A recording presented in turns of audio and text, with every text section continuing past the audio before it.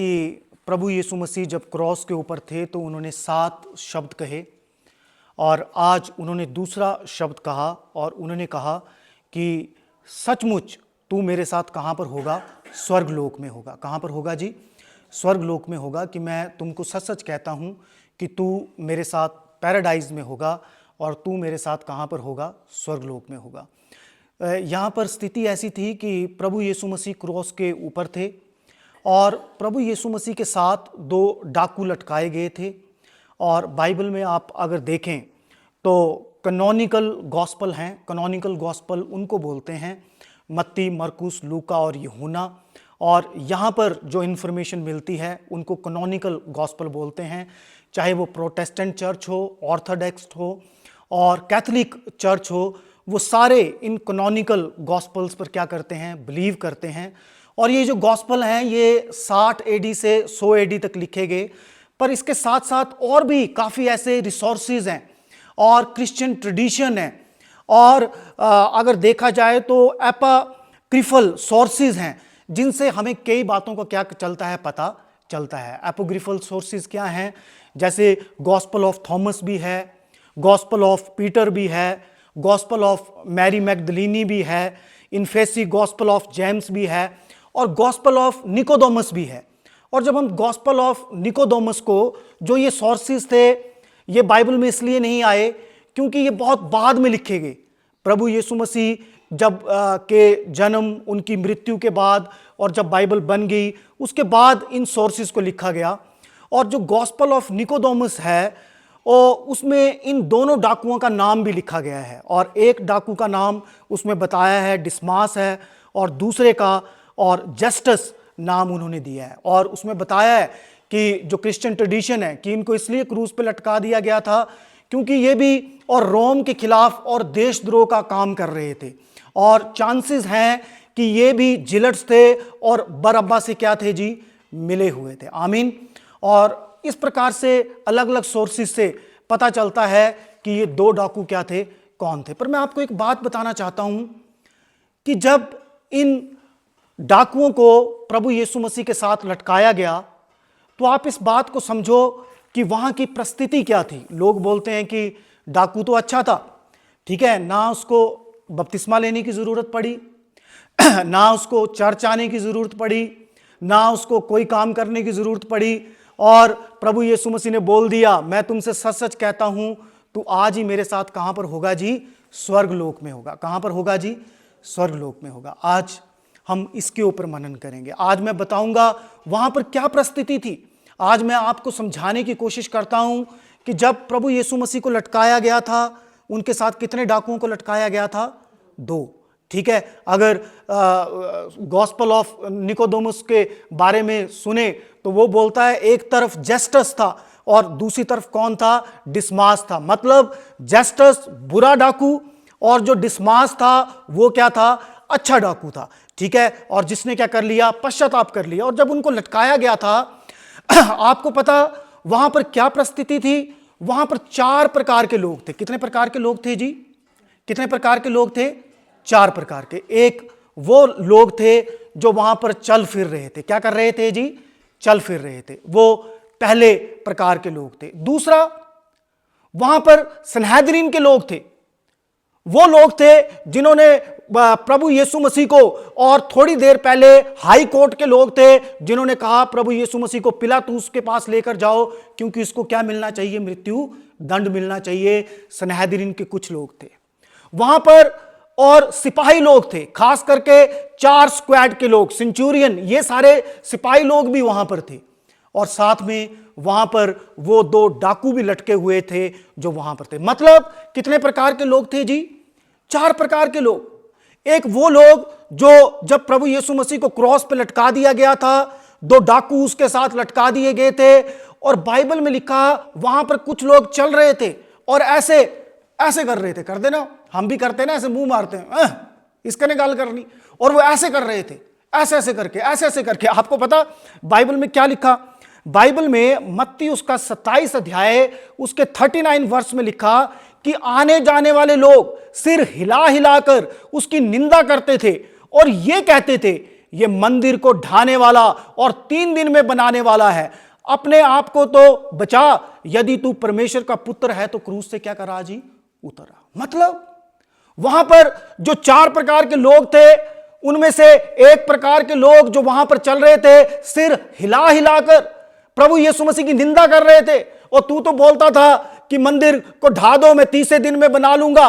वो मंदिर को छोड़, अपने आप को बचा, और हिम्मत है तो क्रूस से क्या उतरा जी, नीचे उतरा। परिस्थिति देखो, प्रभु यीशु मसीह लटके हैं, उनके साथ डिस्मास और जस्टस लटके हुए हैं, और जो नीचे माहौल है वो माहौल ये है कि लोग सर हिला हिला के और उनके ऊपर ताने मार रहे हैं। केवल वो ही नहीं, जो सनहेदरीन के कुछ लोग वहां पर थे, वो पता आपको क्या कह रहे हैं। मैंने आपको बताया था कि जो सनहेदरीन थी, जो यहूदियों का हाई कोर्ट था, जहां पर प्रभु यीशु मसीह को 3 बार लेके जाया गया, उसमें कितने लोग होते थे जी, 71। कितने लोग होते थे जी, एक होता था हाई प्रीस्ट। एक कौन होता था जी, हाई प्रीस्ट। 24 होते थे चीफ प्रीस्ट, 22 होते थे स्क्राइब्स, और 24 उसमें क्या होते थे, एल्डर। इनमें से कुछ लोग, 71 लोग नहीं, पर उनमें से बाइबल में लिखा है, मत्ती उसके 27 उसके 41 से 43 में लिखा हुआ है कि वहां पर चीफ प्रीस्ट भी था, वहां पर कुछ स्क्राइब भी थे, वहां पर कुछ एल्डर भी थे, और वो ठट्ठा करके कहते थे, इसने औरों को बचाया, अपने आप को क्यों नहीं बचा सकता, ये तो इस्राएल का राजा है, और अगर यदि तू क्रूस से उतर आए तो हम तेरा क्या करेंगे जी, विश्वास करेंगे। वो हाई कोर्ट के लोग बोल रहे हैं, वो सनहेदरीन के लोग बोल रहे हैं, तू तो औरों को बचाता था, तू तो इस्राएल का राजा है, अगर तू आज क्रूस से उतर आए प्रभु यीशु मसीह, तो हम विश्वास कर लेंगे कि तू परमेश्वर का क्या है जी, पुत्र है। मतलब जब प्रभु यीशु मसीह क्रॉस पर हैं, डाकू उसके दाएं और बाएं हैं, उस समय जो माहौल है, आगे पीछे चलने वाले लोग सर हिला हिलाकर उसका मजाक उड़ा रहे हैं। ये रिलीजियस लीडर, धार्मिक गुरु उसका मजाक उड़ा रहे हैं कि अगर तू उतर आए तो हम विश्वास करेंगे कि तू परमेश्वर का क्या है जी, पुत्र है। केवल वो ही नहीं, वहां पर जो सैनिक लोग थे, जो प्रभु यीशु मसीह को जिन्होंने कीलें लगाई थी, उसके पांव पे कीलें लगाई थी, खास करके सेंचुरियन, और वहां पर और जो 4 लोगों की स्क्वाड, जिनका काम था, 4 स्पेसिफिक सैनिक लोग जिनका काम था कीलें लगाना, लोगों को क्रूस के ऊपर लेटाना, उनको ऊपर लटकाने की सारी विधि को करना। वो पता क्या कर रहे थे, बाइबल में लिखा, लूका उसके 23 अध्याय उसके 36 और 37 में लिखा कि सिपाही भी आपस में उसके पास आकर उसके मुंह में सिरका डाल रहे थे और ठट्ठा करके कहते थे, यदि तू यहूदियों का राजा है तो अपने आप को क्या कर ले जी, बचा ले। आमीन। मेरे भाई और बहनों, आप इस बात को समझना कि जब प्रभु यीशु मसीह को क्रूस पे लटकाया गया है, जब वहां पर उसके दाएं और बाएं डिस्मास और जस्टस हैं, वहां पर परिस्थिति क्या नहीं है, आसान नहीं है। क्योंकि जो चलने वाले लोग हैं नीचे, वो सर हिला हिलाकर उसकी बेइज्जती कर रहे हैं। जो रिलीजियस लीडर हैं वो बोलते हैं अगर तू नीचे उतर आए तो हम तेरा विश्वास करेंगे। आमीन। और जो क्या बोलते सैनिक हैं वो भी उसका मजाक उड़ा रहे हैं। और केवल वो ही नहीं, जो 2 डाकू उसके साथ लटकाए गए हैं। कौन लटकाए गए हैं जी, 2 डाकू। आपको पता, हमने तो ये पढ़ा कि एक ने पश्चाताप किया और दूसरों ने नहीं किया, पर बाइबल में मत्ती उसकी 27 और 44 अध्याय में लिखा है, 44 पद में लिखा है कि वो दोनों ही डाकू पहले क्या कर रहे थे, उसकी क्या कर रहे थे जी, निंदा कर रहे थे। मे भी पॉसिबल वहां और भी डाकू हों, और शायद हो सकता है कि बाइबल में स्पेसिफिकली इन 2 डाकुओं के बारे में बात की जा रही है। क्योंकि अगर बाइबल को गहराई से पढ़ें तो यहां पर लिखा है कि जो डाकू क्रूसों पर लटकाए गए थे वो उसकी क्या कर रहे थे जी, निंदा कर रहे थे। पर हम बाइबल में स्टिक रहते हैं, 2 ही थे, और वो भी क्या कर रहे थे, प्रभु यीशु मसीह की क्या कर रहे थे जी, निंदा कर रहे थे। मैं सिर्फ आपको ये बात बोलना चाहता हूं। हमें लगता है एक डाकू था, बहुत अच्छा था, उसने बोला कि पश्चाताप किया। दूसरा डाकू मजाक उड़ा रहा था, उसने बोला अगर तू परमेश्वर का और अगर तू मसीहा है तो अपने आप भी बच और हमें भी क्या कर ले, बचा ले। परंतु दूसरे डाकू ने कहा, जो दिमास था, उसने कहा, उसने बोला नहीं नहीं, उसने डांट कर कहा हम तो अपनी गलतियों की सजा भुगत रहे हैं, हमने जो गलतियां की उसकी सजा, उसके कारण हम क्रूस पर हैं, परंतु प्रभु यीशु मसीह तो इनोसेंट है। उसने बोला इसमें तो कोई गलती नहीं है, और उसने कहा परमेश्वर कुछ ज्यादा तो नहीं मानता, परंतु जब तू अपने राज्य में आए तो मुझे क्या रखना, याद रखना। मुझे क्या रखना जी, याद रखना। और प्रभु यीशु मसीह ने कहा मैं तुमसे सच सच कहता हूं, मैं सच कहता हूं तुम्हें, तू आज ही मेरे साथ कहां पर होगा, स्वर्गलोक में होगा। आमीन। आप इस बात को समझना, अगर आज मैं आपको कहूं कि पश्चाताप करो, अगर आज मैं आपको कहूं कि आओ हम पश्चाताप करें और प्रभु यीशु मसीह के पीछे चलें, आसान है क्योंकि आप चर्च में हो। अभी हमने गीत गाए हैं, मैं यहां पर प्रचार कर रहा हूं, यहां पर माहौल बहुत बढ़िया है, लाखों करोड़ों रुपए का हमारा चर्च है, हम यहां पर 40-50 और क्रिश्चियन फैमिली है, सारे लोग हमें बहुत आदर देते हैं। हम क्या कर सकते हैं, पश्चाताप कर सकते हैं। हालेलुया। पर उस डाकू के लिए सोचो कि जो क्रॉस पर लटका है और नीचे जितने भी लोग हैं वो प्रभु यीशु मसीह के क्या हैं, खिलाफ हैं। नीचे जितने भी लोग हैं वो प्रभु यीशु मसीह के खिलाफ बोल रहे हैं। आप सोचो जब वो डाकू वहां पर लटका होगा और नीचे से लोग सर हिला के बोलते आजा नीचे उतर आ, ठीक है। नीचे से लोग जो जा रहे थे वो उसका मजाक उड़ा रहे थे, रिलीजियस लीडर और सनहदरीन के लोग उसका मजाक उड़ा रहे थे, सैनिक लोग उसका मजाक उड़ा रहे थे, डाकू उसका मजाक उड़ा रहे थे। उस स्थिति में, उस परिस्थिति में एक व्यक्ति वहां पर बोलता है और बाइबल में लिखा कि इस डाकू ने डांट कर कहा, क्या कहा जी, डांट कर कहा मत बोल कुछ, तू क्या परमेश्वर से भी नहीं डरता, हम तो अपने कर्मों की सजा भुगत रहे हैं। मतलब कितनी हिम्मत होगी उस डाकू में। आमीन। आज हम पास्टर कमेटी की मीटिंग करते हैं, पता अगर 7 लोग बैठे हैं, 6 लोग एक बात बोल रहे हैं तो 7वें वाले व्यक्ति की हिम्मत नहीं होती मैं क्या करूं, बात करूं, क्योंकि उसको लगता है यार ये 6 लोग मेरे ऊपर क्या कर जाएंगे जी, पड़ जाएंगे, ये 6 लोग मेरे खिलाफ खड़े हो जाएंगे। आप सोचो वहां पर परिस्थिति ठीक नहीं थी, सारे लोग जहां पर खिलाफ बोल रहे थे, एक डाकू उसमें क्या कर रहा है, दूसरे डाकू को डांट कर कह रहा है और तू परमेश्वर से भी नहीं डरता। मैं विश्वास करता हूं, हालेलुया, मैं विश्वास करता हूं जो 4 प्रकार के लोग प्रभु यीशु मसीह की वहां पर निंदा कर रहे होंगे, जरूर अगर वहां पर पत्थर होगा उन्होंने उसके ऊपर मारा होगा, मैं विश्वास करता हूं, बाइबल में नहीं लिखा, हो सकता है डंडे से उसको मारा होगा। भाई हम यहां बदनामी कर रहे हैं और तू प्रभु यीशु मसीह की क्या कर रहा है, कि क्या कर रहा है जी, प्रेस कर रहा है। सारे दुनिया इसके खिलाफ है और तू बोल रहा है, इसको डांट रहा है कि तू परमेश्वर से भी नहीं डरता। आमीन। मेरे बोलने का मतलब, हम ये तो सोचते हैं कि डाकू एक सेकंड में वो परमेश्वर ने उसको कह दिया कि तू आज ही मेरे साथ कहां पर होगा, स्वर्ग लोक पर होगा। पर इस डाकू ने जब ये बात कही तब परिस्थितियां क्या नहीं थी, ठीक नहीं थी। आमीन, आमीन, आमीन। ऐसी परिस्थिति में उसने परमेश्वर के सामने अपने पापों को माना। उसने बोला हम तो अपनी गलतियों की क्या भुगत रहे हैं जी, सजा। उसने माना, उसने रिपेंटेंस की, उसने पछतावा किया कि हम तो गलत है, पर हमारा ये प्रभु यीशु मसीह जिसको क्रूस पे लटकाया है, हालेलुया, जिसके खिलाफ तुम बोल रहे हो, ये इनोसेंट है, ये राजाओं का राजा है, ये हमारा सेवियर है, ये हमें बचाने वाला है। तभी तो उसने कहा हे परमेश्वर जब तू अपने राज्य में आए तो मेरा क्या रखना जी, ध्यान, क्योंकि वो समझ गया कि ये राजाओं का क्या है जी, राजा है। ये वो समझ गया डाकू कि यही है जो मुझे क्या कर सकता है जी, बचा सकता है। मेरे बोलने का मतलब कि जब परिस्थितियां ठीक नहीं थी उस समय इस डिसमास ने, उस समय इस अच्छे डाकू ने पश्चाताप किया और साथ ही साथ यह अंगीकार भी किया कि प्रभु यीशु मसीह इनोसेंट है, प्रभु यीशु मसीह राजाओं का राजा है और प्रभु यीशु मसीह मुझे क्या है जी, बचाने वाला है। आमीन। याद रखो बाइबल में लिखा है, एक आयत पढ़ के देखता हूं, एक आयत पढ़ के बताता हूं। बाइबल में लूका उसके 12 अध्याय 8 और 9 पद में लिखा है, जो कोई मुझे मनुष्य के सामने मान लेगा उसे मैं परमेश्वर के स्वर्गदूतों के सामने मांग लूंगा, और जो मेरा इंकार करेगा और परमेश्वर के स्वर्गदूतों के सामने मैं भी उसका क्या कर दूंगा जी, इनकार कर दूंगा। आज आप सोचो अगर आज हमारे लिए परिस्थितियां खराब हो जाएं, अगर आज मसीह लोगों के लिए परिस्थितियां खराब हो जाएं, तो कितने लोग आज चर्च में आना क्या कर देंगे जी? छोड़ देंगे। आमीन। आज ये डिस्मास, ये अच्छा जो डाकू था, क्यों परमेश्वर ने कहा तू मेरे साथ स्वर्ग लोक में होगा? क्योंकि उसने परिस्थितियों की क्या नहीं की जी? परवाह नहीं की। हालेलुया।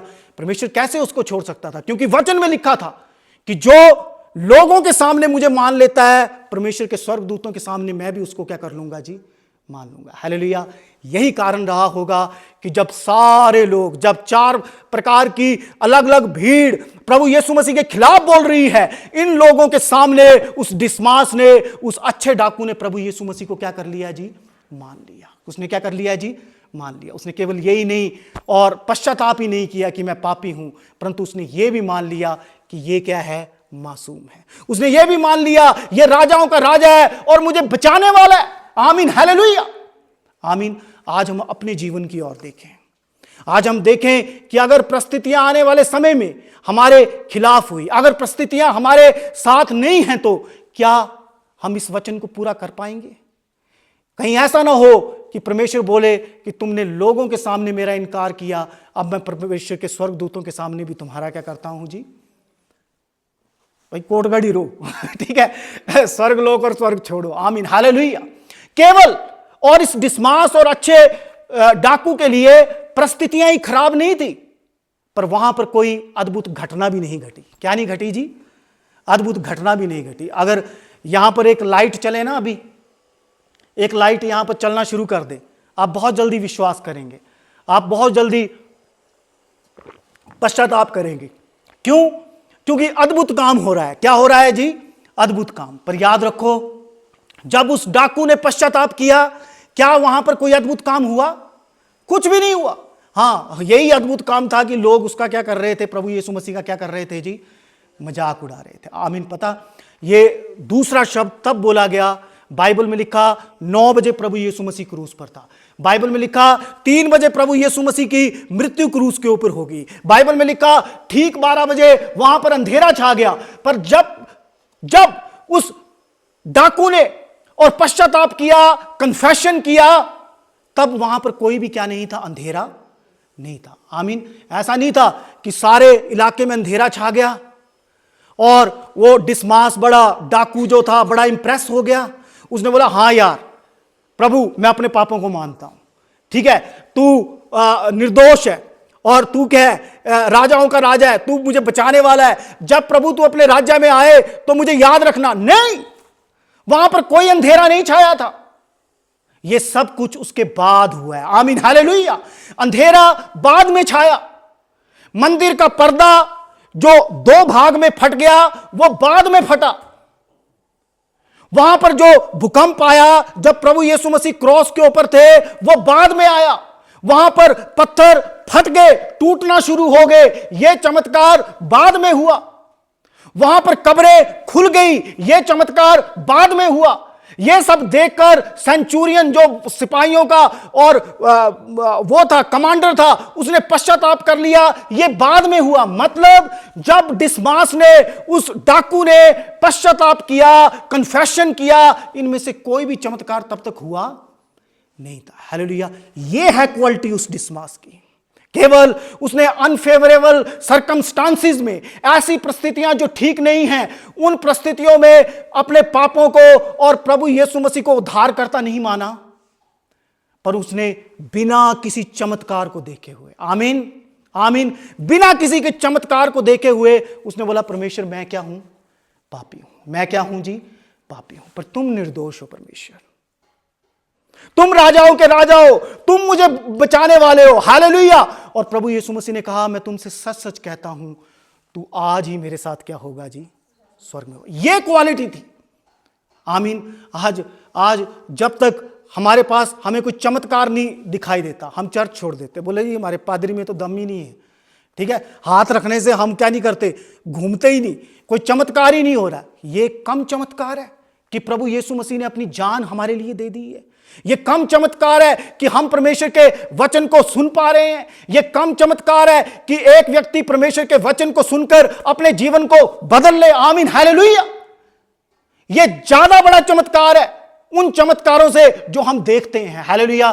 पर उस डिस्मास को कोई चमत्कार देखने की जरूरत नहीं पड़ी।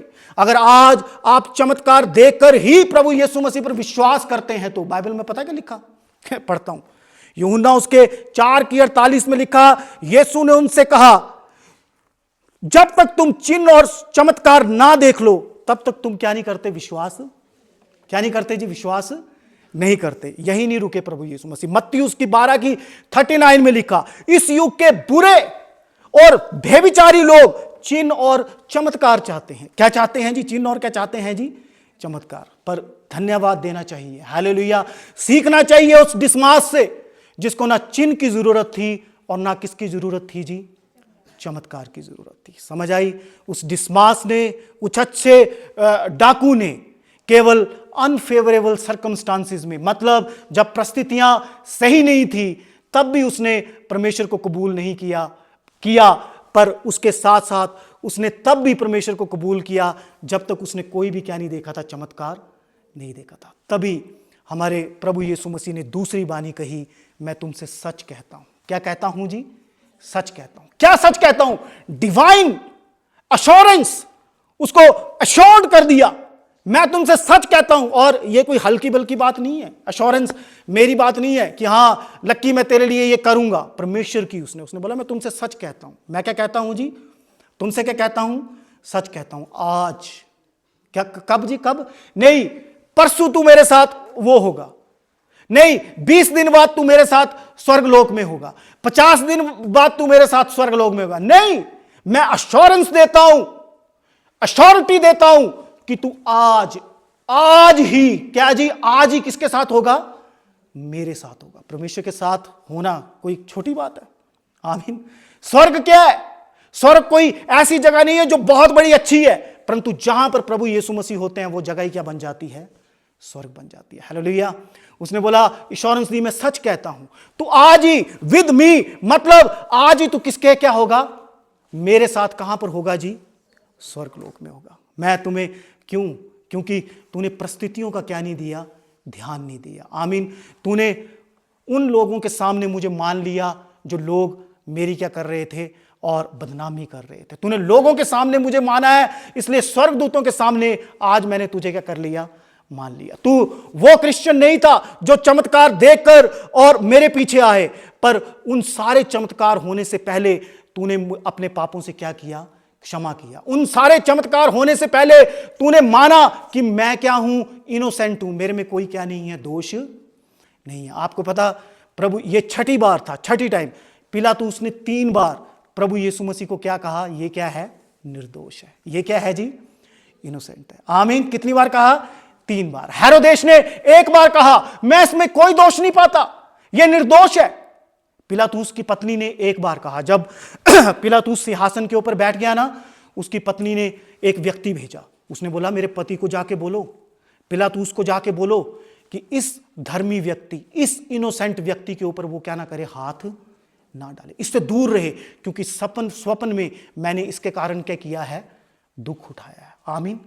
3 बार पिलातुस ने, 1 बार हेरोदेस ने, 4, और उसके बाद पिलातुस की पत्नी ने, और छठी बार ये डाकू कह रहा है कि इसने कोई भी क्या नहीं किया, गलत काम नहीं किया। आमीन।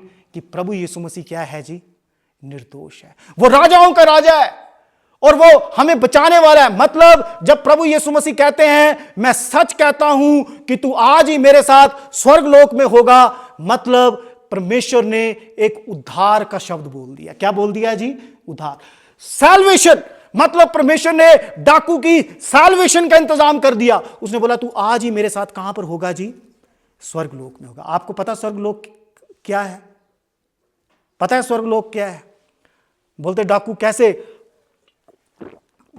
स्वर्गलोक में चला गया? मतलब कि it's never late to turn to God. मतलब कभी भी हम परमेश्वर की तरफ क्या कर सकते हैं जी, मुड़ सकते हैं। हम 80 साल के हैं, हम 70 साल के हैं, हम 15 साल के हैं, हम 50 साल के हैं, हम मरने वाले हैं। किसी भी समय अगर हम परमेश्वर की तरफ मुड़े तो परमेश्वर हमें क्षमा करता है और हमें क्या देता है जी, उद्धार देता है। दिया ना डाकू को, वो तो अंत समय में परमेश्वर की तरफ मुड़ा। आमीन। दूसरी बात कि उद्धार पाने के लिए हमें काम करने की क्या नहीं है, जरूरत नहीं है। क्या डाकू ने बहुत अच्छे काम किए थे? अच्छे काम किए होते तो क्रूज पे ना होता। आमीन। क्या उसके बाद उसने बहुत अच्छे काम किए? नहीं, उसके बाद तो वो मर गया। इसका मतलब उद्धार पाने के लिए अच्छे काम नहीं, पर किसकी जरूरत है? विश्वास करने की जरूरत है। किसकी जरूरत है जी? विश्वास करने की जरूरत है। मतलब अगर आज आपका दिल करता है पश्चाताप करने का, नेवर लेट। आप कभी भी लेट नहीं है। उसी समय आप क्या कर सकते हैं? पश्चाताप कर सकते हैं। यह ना सोचें कि हमने पिछले समय में बहुत अच्छे काम नहीं किए, क्या पता परमेश्वर हमारा उद्धार करेगा या ना करेगा। आमीन। नहीं, नहीं, क्योंकि उद्धार जो है वो हमारे कामों पर डिपेंड नहीं करता, पर किस पर डिपेंड करता है जी? हमारे विश्वास के ऊपर। आमीन। अगर हम विश्वास करेंगे, परमेश्वर हमसे कहेगा तू आज ही, उसने डाकू से कहा मैं तुमसे सच कहता हूं, तू आज ही मेरे साथ कहां पर होगा? स्वर्गलोक में होगा। पर अगर हम पापों से फिरे, हम कहें कि परमेश्वर निर्दोष है, परमेश्वर राजाओं का राजा है, वो बचाने वाला है, वो हमारा उद्धार करता है, तो आज परमेश्वर हमसे भी कह रहे हैं कि आज ही हम सब परमेश्वर के क्या होंगे जी? स्वर्गलोक में, उसके स्वर्ग में उसके क्या होंगे? साथ में होंगे। आमीन, आमीन, आमीन। जब परमेश्वर कहता है कि आज ही तुम मेरे साथ स्वर्गलोक में होंगे। अब थोड़ा सा और सांस लीजिए। मेगन, कैमरा थोड़ा यहां पर मारना। और मैं आपको यह बताना चाहता हूं ये स्वर्गलोक है क्या? आपको पता? थोड़ा सा बताऊं फिर मैं बंद। यीशु मसीह क्रॉस के ऊपर मारे जाते, ठीक है, उससे पहले जितने भी लोग मरे, जितने भी लोग क्या किए? मरे। अब्राहम मरा, नूह मरा, याकूब मरा, शामुएल मरा, दाऊद मरा। वो सारे कहां पर गए? अधोलोक में। कहां पर गए जी? और अधोलोक कहां पर है? जमीन के क्या है? नीचे है। आज तक आप ये समझते रहे कि जब हम ये सारे लोग मरे होने कहां पर गए होने? स्वर्ग कहां पर है जी? ऊपर है। पर मैंने आपको बताया कि ये जितने भी लोग मरे ये कहां पर गए जी? अधोलोक में। इन दोनों ढोलकियों को मैं जोड़ लूं और ये इस जगह को हम क्या बोलते हैं? अधोलोक। क्या बोलते हैं जी? अधोलोक। ग्रीक में इसको हेडिस बोलते हैं, हिब्रू में इसको शियोल बोलते हैं। मतलब जितने भी लोग मरे, चाहे नूह मरा, चाहे अब्राहम मरा, चाहे याकूब मरा, चाहे दाऊद मरा, चाहे सुलेमान मरा, वो सारे के सारे कहां पर गए जी? अधोलोक में। वो सारे कहां पर गए जी? अधोलोक में। और अगर पापी लोग मरे, वो सारे पापी लोग भी कहां पर गए? अधोलोक में। सारे पापी लोग क्या गए जी? अधोलोक में। पर इस अधोलोक में एक सिस्टम है। इस अधोलोक में दो कमरे हैं। एक कमरे में पीड़ा है, एक कमरे में क्या है जी? पीड़ा है। ये जो ढोलकी है ना, रेड वाली, बड़ी वाली, इस ढोलकी में क्या है? पीड़ा है। इस कंपार्टमेंट में, इस कमरे में क्या है जी? पीड़ा है। मतलब अगर ऐसा व्यक्ति मरेगा जिसने गलत काम किए, परमेश्वर पर विश्वास नहीं किया, तो वो व्यक्ति कहां पर जाएगा? पीड़ा वाले स्थान पर। और अगर परमेश्वर के लोग मरेंगे, नूह मरेगा, अब्राहम मरेगा, दाऊद मरेगा, और वो सारे कहां पर आए? इस स्थान पर आए जिसको हम स्वर्गलोक बोलते हैं। क्या बोलते हैं जी? जिसको हम अब्राहम की गोद बोलते हैं। मतलब एक बड़ा गोला है, उसको अधोलोक बोला जाता है, उसको हेडिस बोला जाता है, उसको सियोल बोला जाता है। उस बड़े गोले के दो भाग हैं जिसमें विकट लोग, पापी लोग आते हैं। वहां पर क्या है? कष्ट है। और एक दूसरा गोला है जिसको हम क्या बोलते हैं जी? स्वर्ग लोग, पैराडाइज और अब्राहम की गोद। आमीन, आमीन, आमीन। इतना समझ में आता है? इतना समझ में आता है? इसका मतलब अब मुझे बताओ कि अगर याकूब मरा होगा तो वो कहां गया होगा? जल्दी बोलो, कहां गया होगा? वो अधोलोक में गया होगा। पर अधोलोक के किस हिस्से में गया होगा? किस हिस्से में गया होगा? स्वर्ग नहीं, अधोलोक के किस हिस्से में गया होगा? वो स्वर्ग लोक में। कहां पर गया होगा जी? स्वर्गलोक। अधोलोक के किस हिस्से में गया होगा? स्वर्गलोक इज इक्वल टू अब्राहम की गोद। वो किस में गया होगा जी? अब्राहम की गोद, जहां पर ज्यादा कष्ट नहीं है। आमीन। पर एक बात याद रखना कि जितने भी लोग मरे, चाहे वो धर्मी हैं चाहे वो अधर्मी हैं, वो अधोलोक में जाते हैं, वो पृथ्वी के नीचे जाते हैं। और वहीं पर दो कंपार्टमेंट बने हैं, और उसमें से एक कंपार्टमेंट में पीड़ा है और दूसरे कंपार्टमेंट में क्या है जी? चैन की क्या है जी? सांस है। हालेलुया। जिसको हम क्या बोलते हैं? स्वर्गलोक। क्या बोलते हैं जी? स्वर्गलोक। जिसको हम क्या बोलते हैं?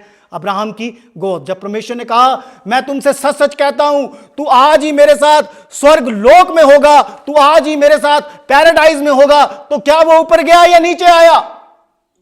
नीचे आया। हालेलुया। क्या वो ऊपर चला गया? नहीं, वो अधोलोक में आया।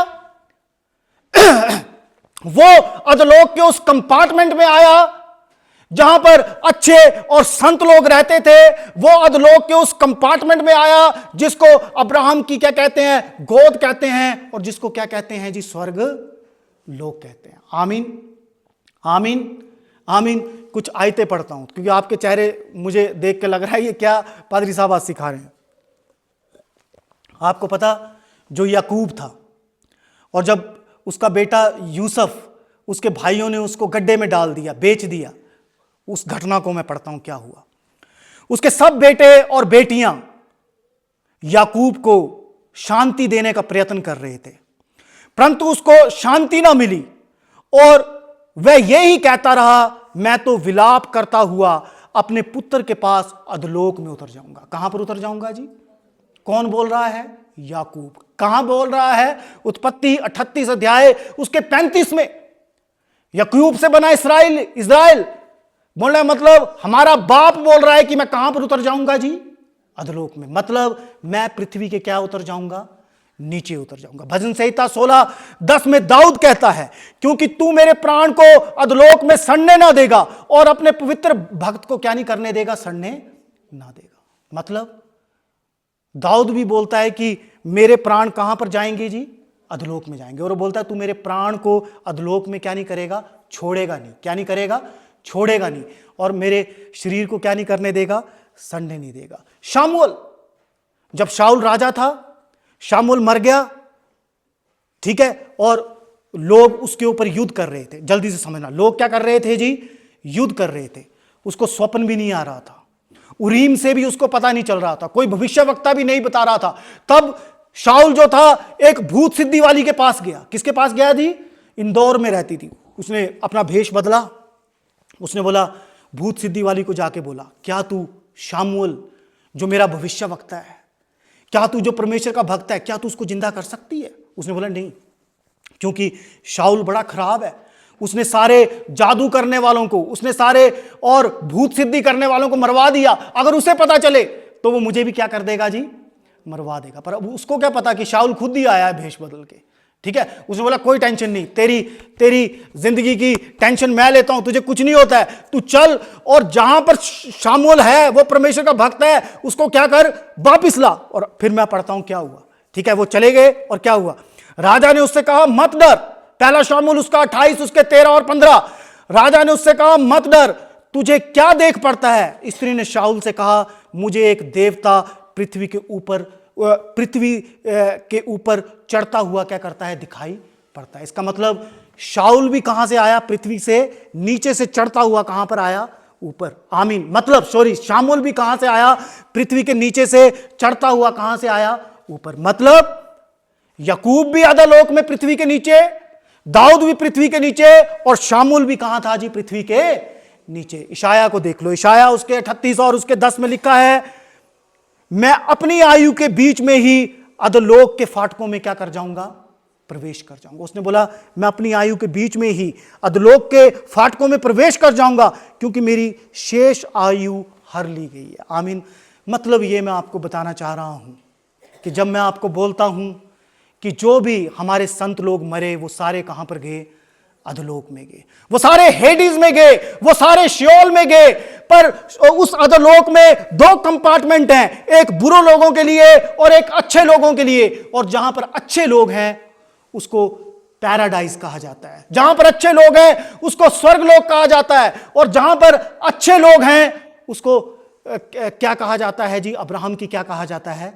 गोद कहा जाता है। ये सारे के सारे लोग वहां पर प्रभु यीशु मसीह का वेट कर रहे थे। किसका वेट कर रहे थे जी? प्रभु यीशु मसीह का क्या कर रहे थे जी? वेट कर रहे थे। आमीन, आमीन, आमीन, आमीन। समझना, जब प्रभु यीशु मसीह ने कहा, समझ आ रही मेरी बात? मैं तुमसे सच कहता हूं कि तुम आज ही मेरे साथ कहां पर होगे? स्वर्गलोक में होंगे। और जैसे प्रभु यीशु मसीह ने 3 बजे, उसने ये तो नहीं कहा ना, आज बोला था। क्या बोला था? आज बोला था, टुडे, ठीक है। और जैसे 3 बजे प्रभु यीशु मसीह ने अपने प्राणों को छोड़ा, डाकू और यीशु मसीह दोनों कहां पर चले गए? बोलो, कहां पर चले गए जी? कहां पर चले गए? अधोलोक में चले गए। कहां पर चले गए जी? अधोलोक में चले गए। लाजर कहां पर गया था? बोलो, लाजर कहां पर गया था? लाजर और धनी व्यक्ति थे ना, लाजर और धनी व्यक्ति कहां पर गया था? अधोलोक में। कहां पर गया था जी? लाजर भी कहां पर गया था? अधोलोक में। पर उनका कंपार्टमेंट फर्क था। उसमें देखा ना कि धनी व्यक्ति लाजर को क्या कर सकता था? देख सकता था। लाल ढोलकी से आप इस सफेद ढोलकी को देख सकते हो ना? देख सकते हो ना? तो हम आपस में देख सकते हैं, पर बीच में गैप है, बीच में खड्डा है। ना तो कोई उस कंपार्टमेंट से उस कंपार्टमेंट में जा सकता है, और ना उस कंपार्टमेंट से क्या कर सकता है? इस कंपार्टमेंट में क्या कर सकता है जी? आ सकता है। आमीन। मतलब कि जब प्रभु यीशु मसीह ने कहा तू आज ही मेरे साथ स्वर्ग लोक में होगा, तो जैसे प्रभु यीशु मसीह के प्राण गए, डाकू, वो दिमास जिसका नाम लिखा गया है, और वो कहां पर चला गया प्रभु यीशु मसीह के साथ? अधोलोक में। अधोलोक में जाकर वो उस कंपार्टमेंट में गया जहां पर क्या है? जिस कंपार्टमेंट को क्या बोलते हैं जी? स्वर्गलोक। जिस कंपार्टमेंट को क्या बोलते हैं? पैराडाइज। जिस कंपार्टमेंट को क्या बोलते हैं जी? अब्राहम की गोद बोलते हैं। आमीन। और तब प्रभु यीशु मसीह का यह वचन पूरा हो गया कि मैं तुमसे सच सच कहता हूं, तू आज ही मेरे साथ कहां पर होगा? कहां पर होगा जी? अब प्रभु यीशु मसीह ने अधोलोक में जाकर क्या किया? बाइबल में लिखा है कि उसने कैदी आत्माओं को क्या किया? प्रचार किया। प्रभु यीशु मसीह ने अधोलोक में 2 काम किए। जल्दी से बंद करता हूं। कितने काम किए जी? 2 काम किया। आपको पता, पहला पत्रस उसका 3 अध्याय उसकी 18 से 20 को पढ़ेंगे। अफीसियों उसके 4 अध्याय 8 से 10 को पढ़ेंगे। पहला पत्रस उसके 4 के 6 को पढ़ेंगे, तो आपको पता चलेगा कि प्रभु यीशु मसीह मृत्यु के बाद डाकू के साथ और कहां पर आए? अधोलोक में आए। आमीन। और वो दोनों कंपार्टमेंट में जाकर उन्होंने क्या किया? प्रचार किया। दोनों कंपार्टमेंट में जाकर क्या किया जी?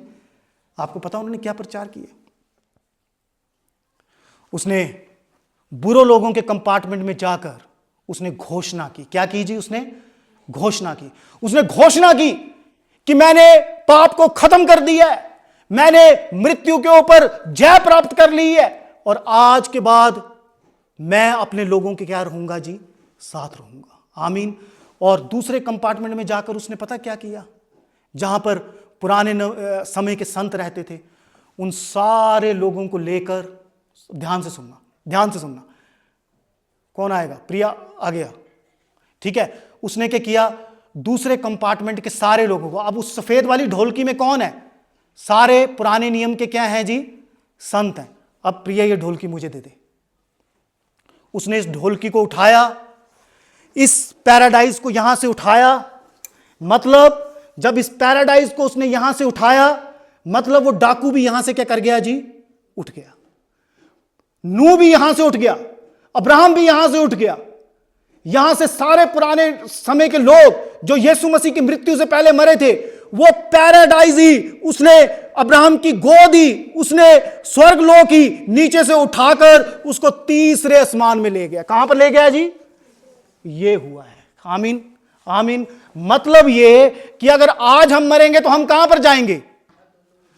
आज नहीं जाएंगे, क्योंकि अधोलोक में पैराडाइज स्वर्गलोक है ही नहीं। ये उठकर कहां पर चला गया है जी? तीसरे स्वर्ग में चला गया। मतलब प्रभु यीशु मसीह ने क्रॉस पर, आपको मैं पढ़ के बता देता हूं, देखो क्या लिखा है, क्योंकि जब मैं बोलता हूं तो समझ नहीं आती।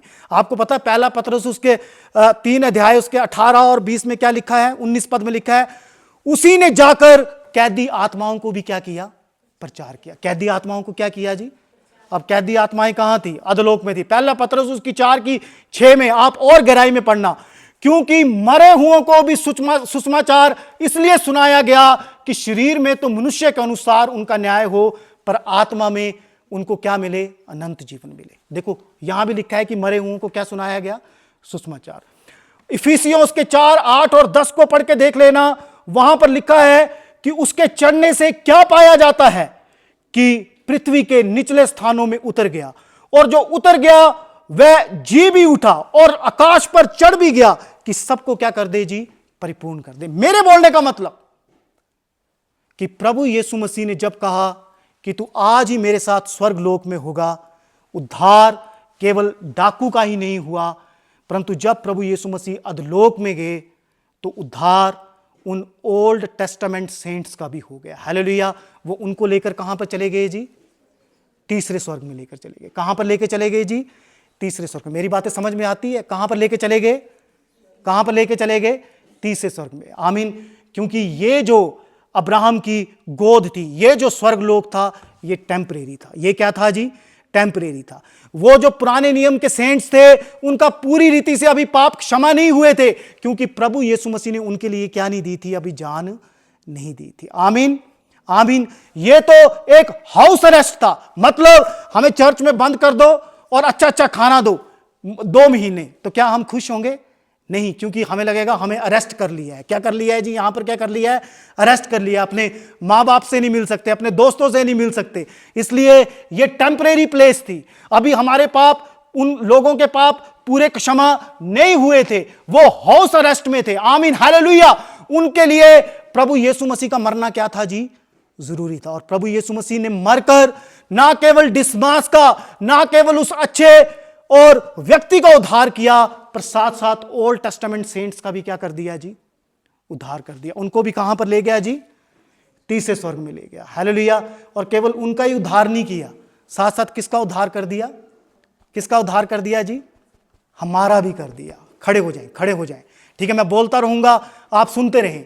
और साथ साथ किसका उद्धार कर दिया जी, हमारा भी उद्धार कर दिया। क्योंकि अगर आज हम मरे तो हम कहां पर जाएंगे, बोलो, अधोलोक में जाएंगे या तीसरे स्वर्ग में जाएंगे? हम कहां पर जाएंगे जी, तीसरे स्वर्ग में जाएंगे। क्योंकि अब अधोलोक में पैराडाइज है ही नहीं। अब अधोलोक में और क्या नहीं है, अधोलोक में क्या नहीं है, हमारा स्वर्ग लोक वहां पर नहीं है। अब्राहम की गोद परमेश्वर ने उठाकर कहां पर रख दी है, तीसरे स्वर्ग में। मतलब पहला स्वर्ग, आपको समझाने के लिए सिंपल भाषा, ये एटमॉस्फेयर। दूसरा स्वर्ग जहां पर चांद और तारे हैं, और तीसरा स्वर्ग जहां पर जब प्रिया ने वो ढोलकी मुझे पकड़ाई और परमेश्वर उस ढोलकी को कहां पर छोड़ आया जी, तीसरे स्वर्ग में। मतलब वो पैराडाइज को, स्वर्ग लोक को कहां पर छोड़ आया, तीसरे स्वर्ग में छोड़ आया। अपनी आंखों को बंद करेंगे और प्रार्थना की हालत में रहेंगे। अब केवल यहां पर डाकू का ही उद्धार नहीं हुआ, पर परमेश्वर ने साथ साथ उद्धार कर दिया ओल्ड टेस्टामेंट के सेंट्स का भी। परमेश्वर ने उद्धार कर दिया हमारा भी, क्योंकि अब हम जो भी लोग मरेंगे, हम अधोलोक में नहीं, परंतु हम तीसरे स्वर्ग तक उठा लिए जाएंगे। परमेश्वर इस वचन के द्वारा आप सबको बरकत दे, यीशु मसीह के नाम से मांगते हैं, आमीन। सब खड़े